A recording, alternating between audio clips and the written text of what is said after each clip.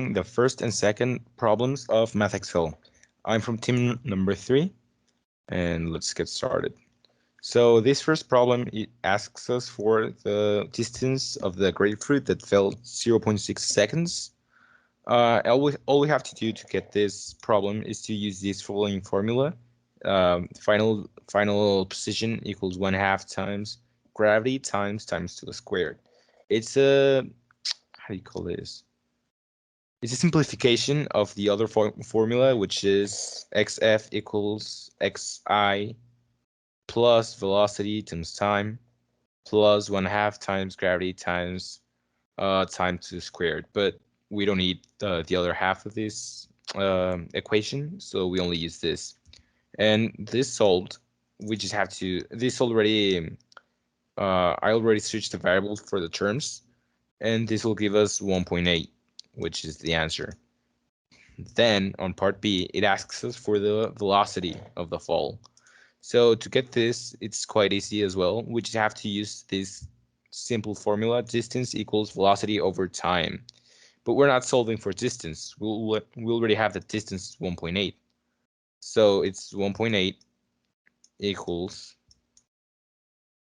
the incognita and time, which is 0.6.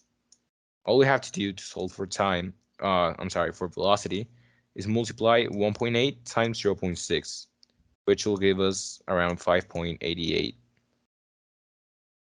But of course, we can always round. So this is the answer. And on to the second problem. So here we have that an astronaut drops a rock on the surface of an asteroid. The rock is released from rest at a height of 0.95 meters above the ground and hits the ground 1.29 seconds later. It asks us for the acceleration, and as we know, it's not negative 9.8 since we're not on Earth. So here we have to use this following formula. I'm sorry for my bad writing, by the way. We have to use xf equals xi plus velocity times time plus 1/2 times acceleration times time to the squared. Only that in this case, we have to substitute for acceleration. We don't really need this part anymore, as in the other problem. Here we have the data, really poorly written, but I cannot write correctly on the computer. So here it is. It's already it's already arranged for the acceleration. So we have that 2 times 0.94, which is the initial height, is divided by 1.29 seconds.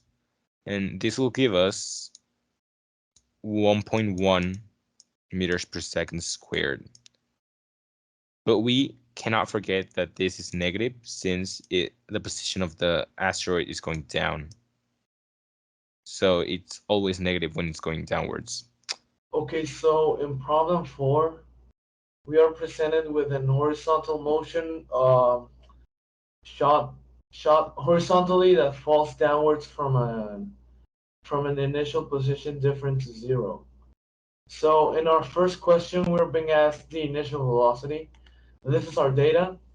Initial position of y is equal to 70, and the final position of x is equal to 130. So to take out, the first step is to take out the time, which we can do from solving the formula for time with a final position of y. Difference of y positions is equal to half gravity times time squared, which when solved is, slight correction, it's actually the square of the result. The square of the result of 2 times the difference of y positions divided by gravity is equal to time. This gives us a time of 3.77 seconds, which we can then use to take out the initial velocity, which is the thing where they are asking us for, which we use final position of x divided by time, which leaves us with 34.4. Then, in the second part of the problem, we are being asked the final position of y when the distance of x is divided by 2. So 70 divided by 2 is equal to 35. And then we need to take out a new time, which will you will be using formula final position of x minus initial position of x divided by initial velocity of x, which leaves us with a time of 1.189 infinite. Then to take out the final position, we need to solve the formula of final position of y minus initial position of y is equal to initial velocity of y times time plus 1/2 of gravity times time squared. Which solved after taking out the values that mean 0 is equal to final position of y is equal to 1/2 of gravity times time squared, which leaves us with a final position of y of 52.5. So on problem number 5, we get that racquetball is struck with an initial speed on the x-axis of 4.85 meters per second. We get that it traveled 1.92 meters before hitting the ground. So what I did is just get time with the formula, this one. We just substitute the values, and we get the time is equal to 0.396 seconds. Once we have that, we can go ahead and move on to the y-axis. Use this final velocity formula, substitute it, and get the final velocity. This one's not important for this particular exercise, but I did it anyway. So then we use this formula, the final y position. Since the final y position is 0, since it's free fall, I just moved this initial position to the other side of the equal sign, making it negative. Then substituted the values, the gravity and the time to the square, which would be 0.396 to the square. And we got 0.765 meters for the height when it left the racket. So in problem number 6, we get asked a couple more things. First, we need to get time. They give us a speed on the x-axis, the initial y position, and the gravity, value of the gravity.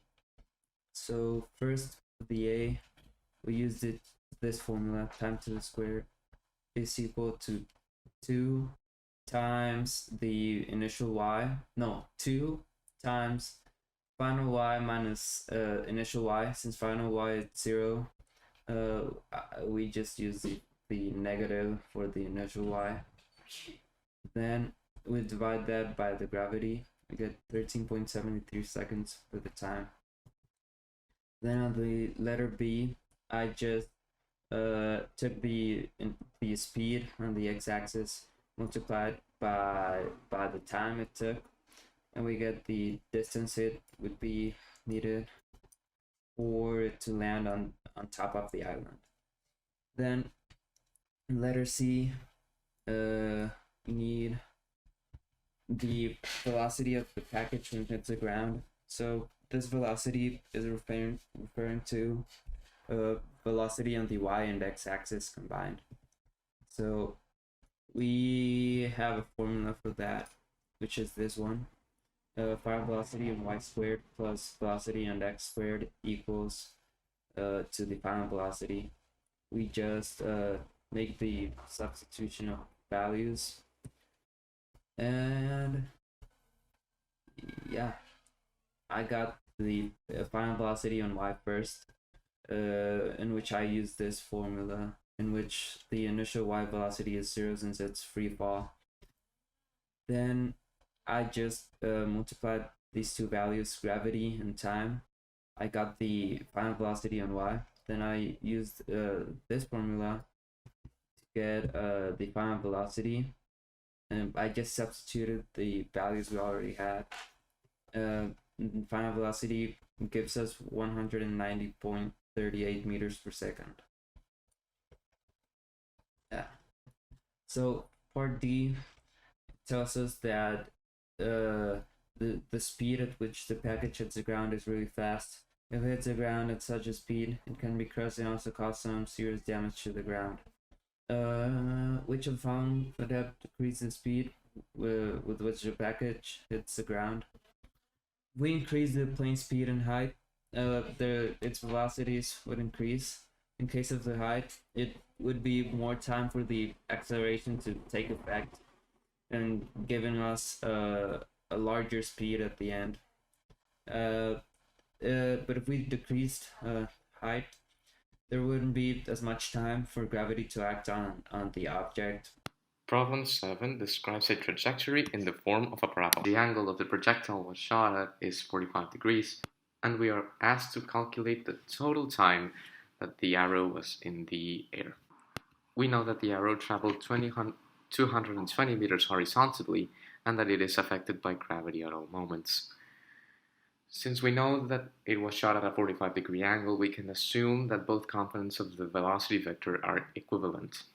Thus, we set up an equivalent between two equations, one that involves velocity of x and one that involves initial velocity of y, and both equations need to have time. In my case, well, in this case, that is final position of x minus initial position of x over 2t equals in the final velocity of y minus gt minus gravity times time.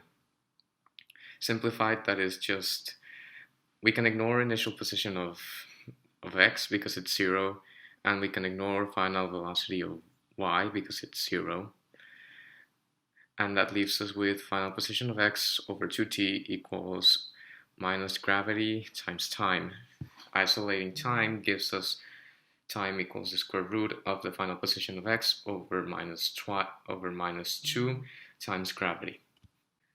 This equation yields a result of time equals 3.35 seconds, and the total amount of time, which is double that, is 6.7 seconds. Part B asks us to calculate the time that an apple would be needed to be dropped from a distance of 6 meters vertically, so that the arrow hits it at the end of its trajectory. For this, we will simply calculate the time that the apple will take to fall to the ground, and we will subtract that from the total time of the trajectory of the arrow. To calculate the time that the apple will take to fall to the ground, we start from the formula final position of y equals initial position of y plus initial velocity of y times time plus 1/2 of gravity multiplied times time to the square. We isolate for time, and this gives us time equals the square root of minus 2 times the initial velocity of I. We're ignoring the final position of y because it's 0 over gravity. And this totals to 1.1 seconds. Now we subtract 1.1 seconds from 6.7 seconds, and we know that the apple needs to be dropped 5.6 seconds after the arrow is fired, so that the arrow can hit it at the end of its trajectory. Problem 9 tells us that a golfer sends a ball with an initial speed of 13.5 meters per second. Then we are asked to calculate the maximum range that the ball will be able to achieve. Since it's asking for the maximum range, we must assume that the angle that it's fired at is 45 degrees. This means that both components of the vector, being x and y, will be the same. We calculate those by using trigonometric functions that are cosine and sine. So it's the initial velocity multiplied times the cosine or the sine of 45 degrees. This results in 9.55 meters per second. Then we will calculate time starting from the initial velocity of y. Since we know that gravity equals final velocity of y over minus initial velocity of y over time, we can isolate for time, which will tell us that minus initial velocity of y over gravity equals time. This means that minus 9.55 meters per second over minus 9.8 meters per second squared gives us a result of time equals 0.967 seconds. Since we can calculate velocity of x with using twice this time, we know that initial velocity of x equals final position of x minus initial position of x over twice the time.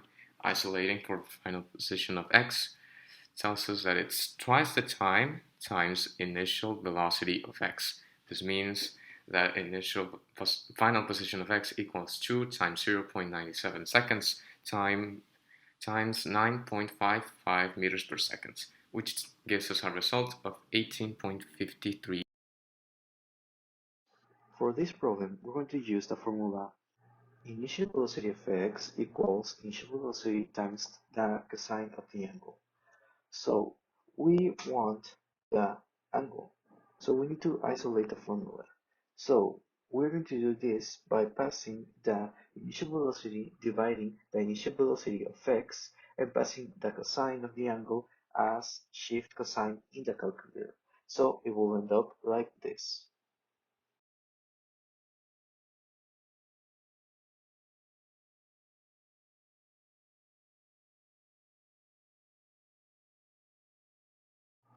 To start off with this problem, we're going to use the formula the range equals to xi plus the initial velocity of x and times the total time.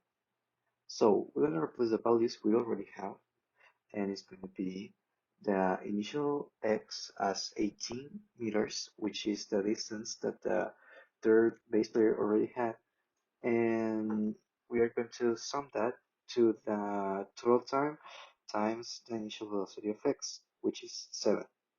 So that will give us a sum of 32 meters. So that will be our distance. Because uh,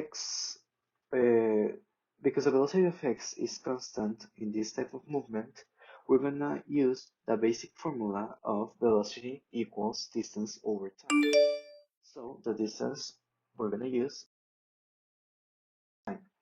So the distance we're gonna use is gonna be 32, and the time we're gonna use is 2 seconds. Now that we have the initial velocity of x, which is 16, the initial velocity of x of the ball, so now we're gonna try to find the final velocity of y. The formula we're gonna use is final velocity of y equals initial velocity of y plus gravity times time. So we're gonna make the initial velocity 0 because in this type of moment it equals 0, and we're gonna just put gravity times 1 because we are measuring the time of the free fall. So it's just the half of the movement. Now with the initial velocity of 16 meters per second and the final velocity of y of 9.81, we're gonna use the formula that is velocity equals the square root of 16 to the square plus 9.81 to the square. The result that will give us is going to be 18.8. And now to get the angle, we just use the formula of the initial velocity of x equals the initial velocity, which we already got.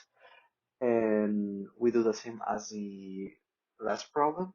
We're gonna isolate the angle, and it's gonna be cosine, shift cosine, 16 over 18.8 on the calculator.